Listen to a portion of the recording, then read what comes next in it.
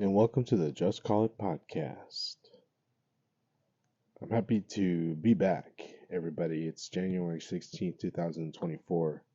It's been a long, long time since I've spoken to everybody here, and it's been good. To be completely honest, it's been good. It's been great, spectacular. I just want everyone to know I'm doing great. I hope you guys are doing good too. This is not Theo Vaughn. um, I hope everyone's doing good, man. I've been listening lately to a lot of stuff about Hispanic and Latino, Chicano stuff, and really inspired by it. So I wanted to make a podcast, and I figured that, hey, I've been on a down spree of no podcasting, and if any of the homies are listening out, let's do a podcast, okay? No dinners, no music videos. I got my boy Looney Mac. I know if he's listening to this, bro, dude. Well, let's just do a podcast, man. Let's podcast it. Let's get it cool.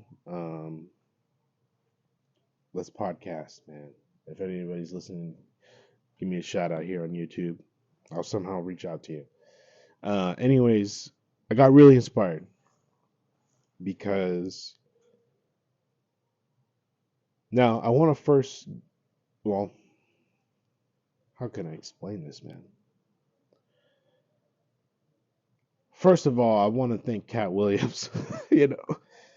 I really do, because the things that he was talking about and all the stuff that's coming out right now just seems so convincing on YouTube that his stuff was completely stolen.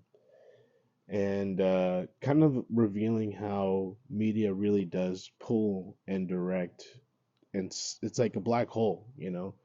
Wherever the best stuff is coming, and honestly, it's also probably, like, I got to give it to people. Some people are great writers and great directors and stuff, and or podcasters and stuff. And of course, you're gonna suck the whole audience, but it really is that there are things out there that do control the media, and how people ingest things, and how people take in, with apps, Facebook, Instagram, YouTube, TikTok, however you use the media or use your phone, really, or computer to get your information, right? And I really think that throughout my life, I have always seen, the greats, right? Because it's easy to see, and they're always in front of your face. And I'm not going to say any names, but, comedians or podcasters or whatever out there, they're going to get the best attention, and everyone's going to be out there to listen to what they have to say. So they obviously have a huge, huge effect and control of what goes on out there.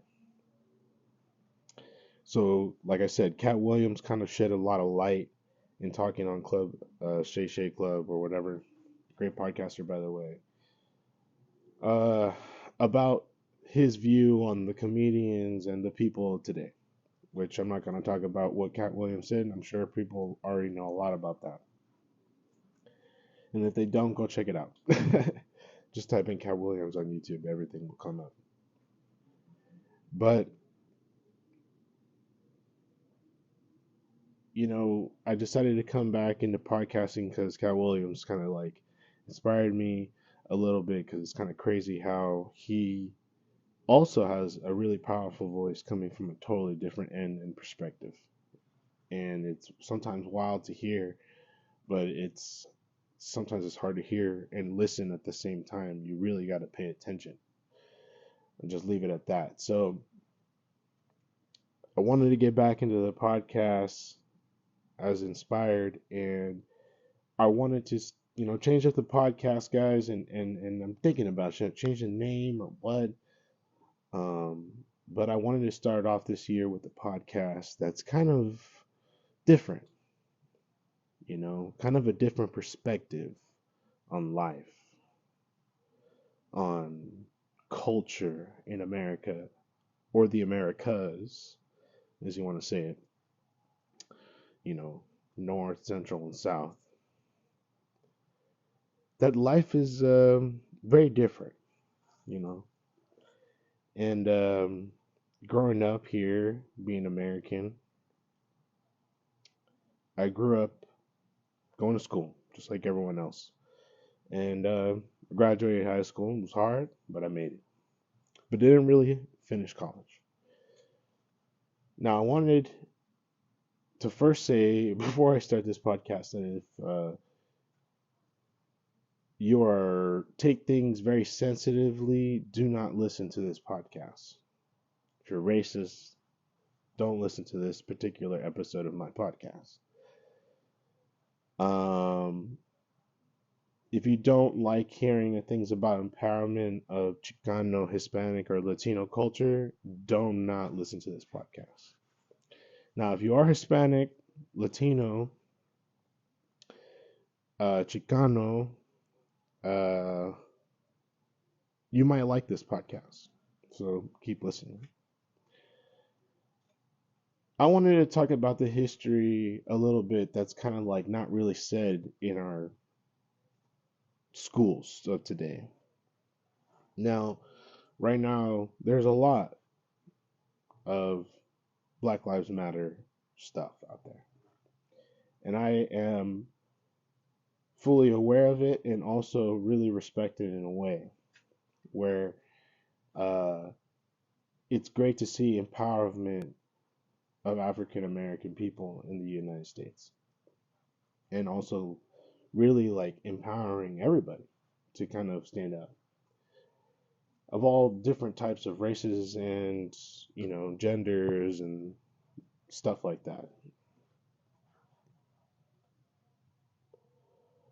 But I've always had this thing that where is the Hispanic, Latino, Chicano type of stuff out there? Who protects us? Who got our back? Who represents us? You know? Is it just us? You know? Now, you learn in history in school or maybe just through people, but I think you go to school and people learn a little bit about civil rights, Martin Luther King, Black Panthers. They learn a little bit about that, right? I did at least. You know, Martin Luther King Day. Of course, we're gonna talk about that, right? And talk about our forefathers, George Washington, Abraham Lincoln. Stopping slavery and stuff like that, and we're just talking about history, okay? So we talk about how we came here and how we kind of like fought a little bit, and that's kind of about it. Talk a little bit about maybe what happened in 9/11, stuff like that, okay? Don't really get into depth about it, just kind of talk about it. And as you get older, you know, you start to watch TV, I guess, if you want to just take nowadays, read a book, listen to a podcast, watch YouTube, turn on the History Channel, find something amazing, and catches your intrigue. And you're like, hey, you always wondered about your own genes, where you came from, who you are as a person, especially as an American, if you were born here as a USA citizen like myself. But I'm actually I have Nicaraguan and El Salvadorian roots coming from my mother and father. Now, my mom was born in Nicaragua and my father was born here in the United States, but both of his parents, one was born in El Salvador and one was born in Nicaragua. So I have a lot of Nicaraguan roots, and especially I super identify with them, right? And I always have been intrigued about Nicaraguan history. Who are we? I've never been there. I've always wanted to know about it. Now, me being a man who has been in California, and anybody who's Californian, whether you're from Southern California especially, you know that California is extremely rooted in Mexican heritage, history, culture, and has a lot of Mexican people. Not only Mexicans, of course, Central Americans and especially South Americans, but a lot of Mexican food, Mexican stuff, right? My wife is Mexican, okay? I've been to Mexico more than I can count in my hands, okay? I've been to all different types of places in Mexico as well. Traveled there for vacation, to visit family, traveled there for good times, for bad times. I have a lot of roots there, even though just by marriage and through with my family and friends. And I've been to cool places in Mexico where I've seen the Aztec or Mayan temples, right? I've been to Tulum, I've been to Huachimontones, where is a recently discovered mountaintop of these huge dirt mounds that are made in this type of way, where it's very particular, and it's like the first ever built type of pyramids that they've always said that there was never been pyramids built in the Americas, and Huachimontones is one of the most arguable place where there has been pyramids built there. It said there's never been pyramids built there, only in the eastern continents. Well, Huachimontones to this day is one of the best arguments, and if you don't know it, Google it. Anyways, so I've always been to Mexico. I understand a lot about Mexican culture. I really understand. I love learning about Mayan stuff, Aztecan stuff, Incan stuff, Incas or whatever from Peru. I love learning about that. But I've always wondered who and where do Nicaraguans come from, right? Now, before we get into like real in-depth stuff about Nicaragua, I wanted to also talk about really highlighting, well, brown pride in America. Now, first, before I go into talking about this, someone could probably immediately dismiss it and say, well, William, you live in America and you're an American citizen. What are you complaining about? What do you have to say about all this stuff? Why are you bringing up all this brown stuff when you're practically an American citizen? And you have all the rights to be who you are. You shouldn't have complained about anything. You barely speak Spanish. I kind of do. At least 85%. Pretty good. I'm decent. I do have to say that even though I live in America and I'm an American citizen, and even though I'm not trying to be biased that my family is born of another country and came in here as, completely another immigration or whatever, I will add that my family has came in here legally. So nobody's like, hey, what the fuck? They came in here legally, bro. Because of war. But we'll get into that too. I am talking about this because America is the country that has allowed people of all type of races to be born and nationalized here. And I mean nationalized is that immigrants come here, bring their kids, and their kids become nationalized citizens. And that is law. That's how that works. So I'm sure everyone knows that or should know that listening to this podcast. So if I live in a country that is nationalizing me and becoming an American citizen with these type of rights, why should I complain? I'm not complaining. But what I am pointing out is there is a difference between all the races and how we're judged and how we're perceived and all the opportunities and all the different discriminations and everything that we get It's all very disparaging and in different levels. Wherever you come from, whoever you are, whether you're white, to black, to brown, to Asian, to whatever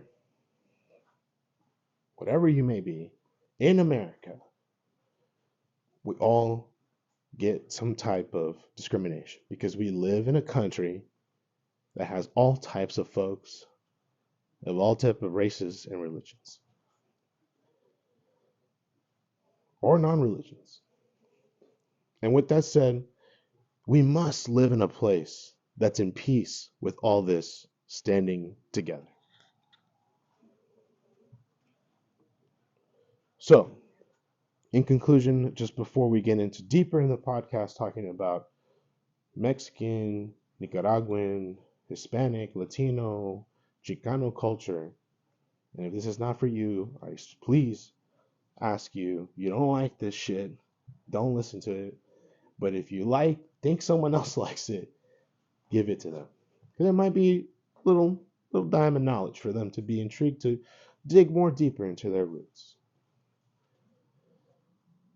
I just believe that if I'm American and I am born of another country, and it is totally my right to be here, and I did not ask to be here because, as everyone knows, we are born and we did not choose to be here, right? We just happen to end up where we're at. And I have totally loved my American culture. I find it more easier to be American than it is to be Nicaraguan, to be completely honest. But what I'm saying that it is hard to be a Nicaraguan American here in this culture because of how I look. And because I am born here, I have the right to be here. But if I'm going to be discriminated by other folks here who live here and seem to have a better advantage than me, I'm going to speak out and say something about it. Especially because of the history that I have been taught so far in my life as of 2024. Now, let's get into the podcast.